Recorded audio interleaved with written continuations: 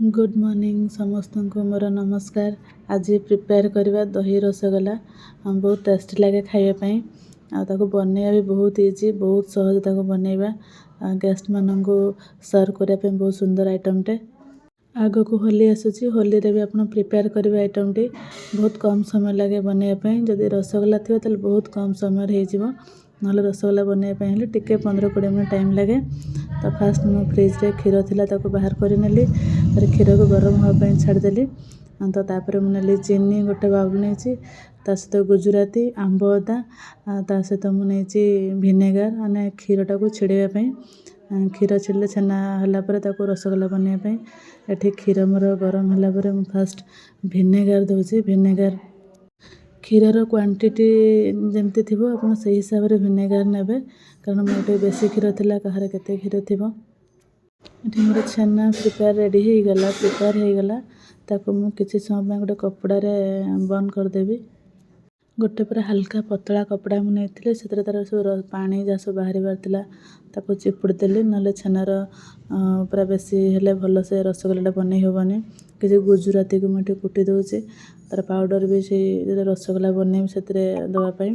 ये देखो आमर लाडला केमती बदमाशी करुच्ची तार तो बदमाशी सीमा कहले न सरे से सब सेमती बदमाशी करूए से कुटीदेला तार भी मन शांति हो गला।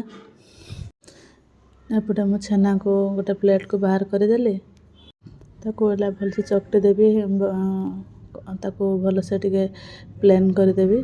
तापर तार हाथर जो आमर पापुली रे ताको भल से ताको प्लेन करला चकटी देला भल से प्लेन है रसगोला में बनैबा। यहाँ टे कष्ट लगे जो हाथर पापुली रे ताको बनैबा टे भल से प्लेन नहले आप रसगोला ठीक से हेनी ना पूरा क्राक कर पकईले आप शिरा पकड़े से पूरा फाटीज जमा भी भल से हेनी। तेणु हाथर पापुली रे भल से प्लेन करदे जमी पूरा प्लेन होपर आप चकटी एमती गोल गोल बॉल करदे। देखो मुझे सब बॉल कर गोटे भी क्राक नहीं बहुत सुंदर हिसाब से सब करदेली जी मोर छेना थिला सब बॉल सब रेडी करदेली। ये मोर छेना बॉल सब रेडी हो गला। तापर गैस ऑन करवा गोटे कड़ई बसैबा जो थे कि मु शिरा प्रिपेयर करी फास्ट शिरा बनैबा से गोटे बाउल गोटे बाउल चीनी नहीं से हिसाब से जी आप नहीं चीनी तार फोर्थ ने पानी गोटे कप नहीं चीनी ता सहित 4 बाउल पानी नहीं। ये मोर शिरा अलरेडी हो गला जस्ट टिके फुटला आप रसगोला को जो बॉल थी सब ताको सब पकईदेवे। ये मोर अलमोस्ट छेना हो गला सॉरी रसगोला हो गला ताको मु कि समय रखीदेली तापर कि समय ठंडा होगा छाड़देली ना सडनली करहबनी जेहतु गरम थाए आम दही बन प्रिपेयर करने पड़े ताको घंटे 2 घंटा पाखापाखि छाड़देली से ठंडा हवा पर्यंत। देखो ये रसगोला सब केते सुंदर है गोटे भी क्राक करनी।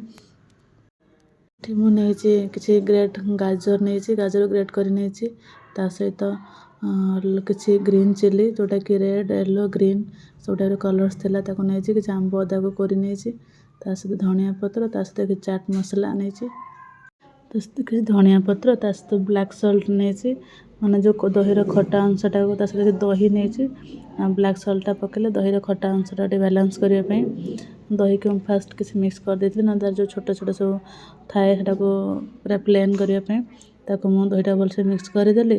तापर गाजर आ धनिया पत्र जो ग्रीन चिली सब काटी रखी ताको भी किसी पकईदेली तापर मोर आंब अदा एसब को पकईदेली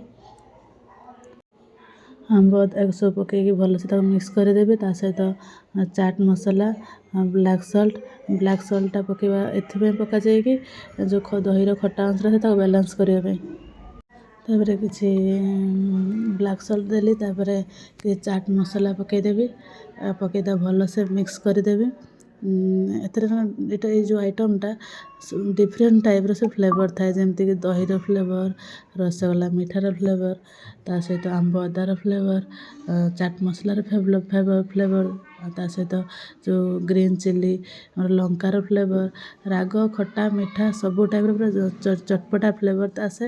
ଆଉ ଖାଇବା ପାଇଁ ବହୁତ ଭଲ ଲାଗେ। ଏସବୁକୁ ମିକ୍ସ କରି ତାପରେ ରସଗୋଲାକୁ ସେଥିରେ ଆଡ଼୍ କରିଦେଲି। ତ କିଛି ସବୁ ମୁଁ ମିକ୍ସ କରିଦେବି। ଏଠି ମୋର ରେଡ଼ି ହେଇଗଲା ଦହି ରସଗୋଲା। ତାକୁ ଟିକେ ଖାଲି ଗାର୍ନିସିଂ ପାଇଁ ମାନେ ସୁନ୍ଦର ଦେଖାଯିବା ପାଇଁ ତାପରେ ଗାଜର, ଧଣିଆ ପତ୍ର, ଲଙ୍କା, ଆମ୍ବ ଅଦାକୁ ଦେଇଦେବି, କାରଣ ଜିନିଷଟା ସୁନ୍ଦର ଲାଗିଲେ ଖାଇବା ପାଇଁ ବି ସୁନ୍ଦର ଲାଗିବ। ଆମେ ଯାହା ବି ଗୋଟେ ସୁନ୍ଦର ଲାଗିଲେ ଇଚ୍ଛା ହୁଏ ଖାଇବା ପାଇଁ, ତେଣୁ ହାଇଜେନିକ୍ ତ ରହିବା ନିହାତି ଜରୁରୀ, ତା ସହିତ ସୁନ୍ଦର ଦେଖାଯିବା ଜରୁରୀ। ଏମିତି ମୁଁ ପ୍ରିପେୟାର କଲି, ଆପଣମାନେ ବନାନ୍ତୁ, ନିଜେ ଖାଆନ୍ତୁ, ଅନ୍ୟମାନଙ୍କୁ ଖୁଆନ୍ତୁ। ଯଦି ମୋ ଭିଡ଼ିଓଟି ଭଲ ଲାଗିଥିବ ଲାଇକ୍ କରିବେ, କମେଣ୍ଟ କରିବେ ଆଉ ସବସ୍କ୍ରାଇବ୍ କରିବେ। ଆଉ ଏମିତି ବନେଇକି ହୋଲିରେ ଖାଇବେ, ସମସ୍ତଙ୍କ ସହିତ ସେୟାର କରିବେ। ରହିଲି, ନମସ୍କାର, ଥ୍ୟାଙ୍କ ୟୁ ଫର୍ ୱାଚିଂ।